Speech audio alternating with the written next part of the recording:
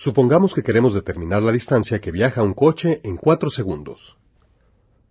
Si va a una velocidad de 5 metros por segundo en línea recta. Aquí está la gráfica de la velocidad del coche, v, como una función de tiempo, t. La distancia, d, que recorre el coche en 3 segundos, es dada por el área bajo la gráfica del tiempo t igual a 0 al tiempo t igual a 4. ¿Cuál es la distancia que recorre el coche en 4 segundos? Presione el botón Enviar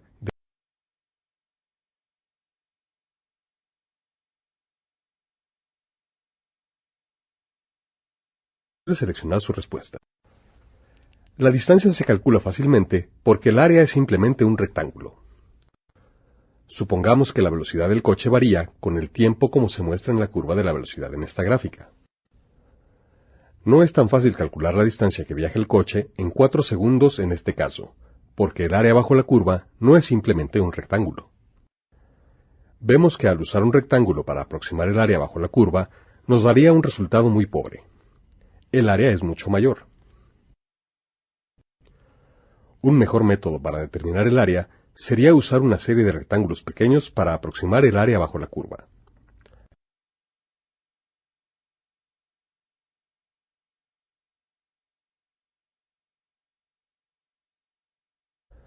Para desarrollar este método, consideremos que el área bajo otra curva, en un intervalo a, b, como se muestra en esta gráfica. Primero, dividamos el intervalo en 7 subintervalos. Cada límite de una partición está dado por un valor de x subíndice y, como se muestra. Luego, elegimos el valor de c subíndice y entre cada intervalo. Ahora dibujamos un rectángulo para cada subintervalo. Cada rectángulo tiene una base dada por la diferencia entre los límites adyacentes de la partición y una altura que es una función de c subíndice y. Entonces podemos utilizar la suma de áreas de los rectángulos como una aproximación del área bajo la curva. A esta suma se le conoce como suma de Riemann. En general, podemos calcular la suma de Riemann usando la ecuación dada. Aquí tenemos otra gráfica de una función.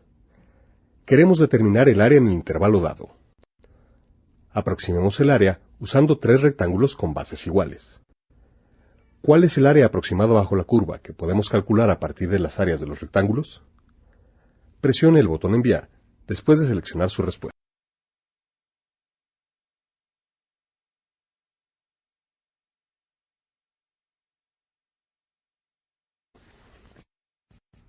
Al sumar las áreas de los rectángulos, llegamos a un área total de 10. ¿Cómo cree que se compara esta área con el área real bajo la curva?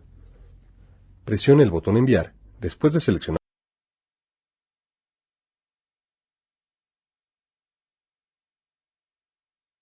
la respuesta. Podemos ver en la gráfica que nuestra aproximación es una sobreestimación. La aproximación mejora si incrementamos el número de rectángulos usados en la suma de Riemann. Use la barra para controlar el número de rectángulos usados en la aproximación. Mientras el número de rectángulos se incrementa, ¿a qué valor parece aproximarse el área? Presione el botón Enviar después de seleccionar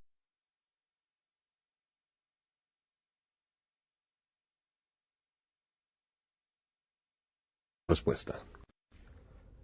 Hay 3 tipos de sumas de Riemann que podemos calcular. Cada una es un método de aproximación rectangular, RAM, diferente.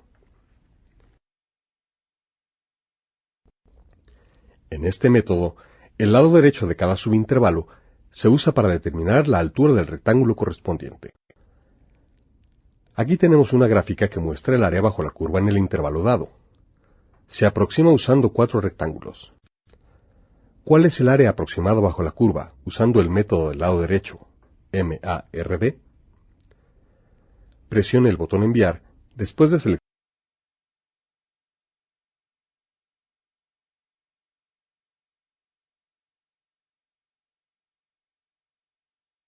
su respuesta. Por el gráfico, vemos que este método parece sobreestimar el área. El segundo tipo de suma de Riemann es conocido como un método de aproximación rectangular del lado izquierdo, LRAM. En este método, el lado izquierdo de cada subintervalo se usa para determinar la altura del rectángulo correspondiente. ¿Cuál es el área aproximada bajo la curva usando el método de aproximación rectangular del lado izquierdo, LRAM? Presione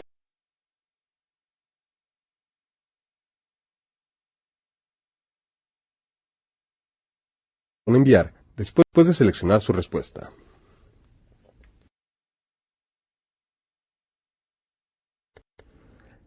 Al tercer tipo de la suma de Riemann se le conoce como método de aproximación rectangular del punto medio.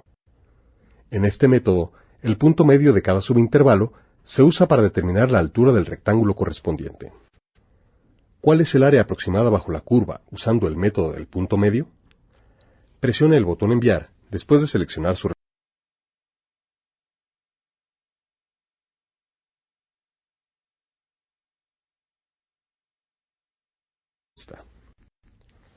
Al mirar la gráfica, parece que este método nos da la mejor aproximación del área bajo la curva en nuestro ejemplo.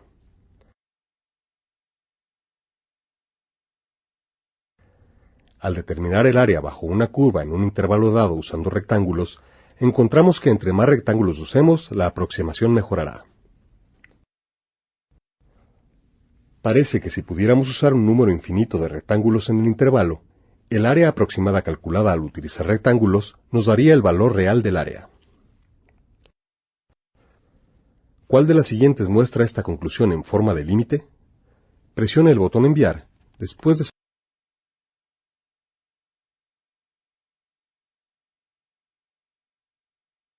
seleccionar su respuesta. Ahora podemos emplear este límite como base en nuestra definición de integral definida. Si una función f de x es continua en el intervalo cerrado a, b, entonces podemos definir a la integral definida de a b. En la notación de la integral definida, la función f de x se llama integrando, un término que usaremos de forma similar con respecto a la integral indefinida. Nos referimos al límite más bajo, a, y al más alto, b, como límites de integración. Aunque la notación de la integral definida parece ser similar a la de la integral indefinida, ambas son fundamentalmente diferentes. La integral indefinida es una función mientras que la integral definida es un número. Ahora considere esta gráfica. Podemos encontrar el área bajo la curva en el intervalo cerrado, 0,4, al resolver la integral definida dada. ¿Cuál es el valor de delta de x en términos del número de subintervalos n? Presione el botón Enviar después de dividimos el intervalo n en subintervalos. El valor de delta de x está dado por el tamaño del subintervalo. Podemos elegir el punto extremo izquierdo, el punto extremo derecho o cualquier punto entre c subíndice y. Elijamos el punto final de la derecha. En este caso, c subíndice y se convierte en x subíndice y. ¿Cuál es el valor de x subíndice y que debemos usar en nuestra ecuación del límite? Presione el botón Enviar después de escribir su respuesta.